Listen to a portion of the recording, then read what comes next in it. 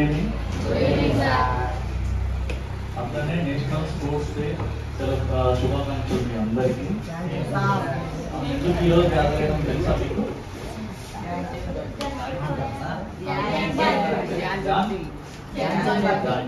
ధ్యాన్ చంద్ ఏ ఆట ఆడతారు? ఎంతమంది హాకీ ఆడుతున్నారు ఇక్కడ? మోస్ట్ ఆఫ్ ద క్లాసా? సో వేరే ఆడరా? ఓకే. ధ్యాన్ చంద్ అనే పేరు ఎందుకు వచ్చిందో తెలుసా? చాంద్ అనే పేరు ఎందుకు వచ్చిందో? చాంద్ అంటే చంద్రుడు అన్నమాట, అంతే కదా. యాక్చువల్గా ఆయన పేరు ధ్యాన్ సింగ్ అయితే ఆయన ఆట ఆడేదానికి వాళ్ళ ఫ్రెండ్స్ వాళ్ళ చుట్టుపక్కల వాళ్ళు అందరూ వాళ్ళ సార్లు కానీ చూసి ఆయనకి ఇచ్చిన బిరుదు అనమాట చంద్. సో అట్లా ఆయన ధ్యాన్ చంద్ అయినారు.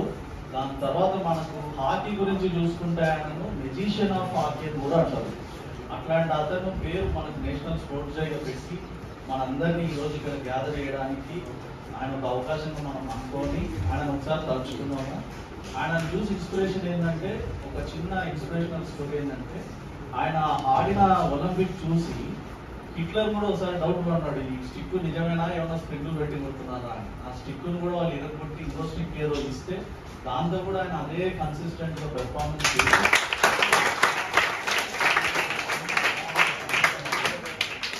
సో అట్లనే పెర్ఫార్మెన్స్ చేసిన తర్వాత హిట్లర్ ఆఫర్డ్ ఏ జాబ్ అండి, మీరు ఇంత మంచి టాలెంట్ ఉన్నారు, మీరు మాకు జాబ్ చేయండి అనేసి.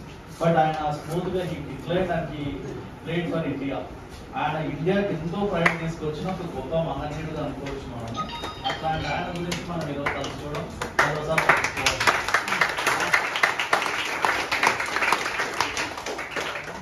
ఓకే, సో హాకీ మీరు అందరూ ఆడుతున్నారు, చాలా గొప్ప ఆట. చదువుతో పాటు ఆటని ఖచ్చితంగా మీరు ఒక చాలా సీరియస్గా తీసుకొని ఆడుకోండి. ఎందుకంటే ఆట అనేది మెంటల్గా, ఫిజికల్గా plus team coordination, ups and downs ప్రతిదీ నేర్పించేది ఆటనే. చదువు ఒక విధంగా చూపిస్తుంది కానీ చదువుని ఎట్లా ఓవర్కమ్ చేయాలనేది మాత్రం నేర్పించేది ఆటనే. కాబట్టి ఆటను ఎవ్వరు వదలకండి.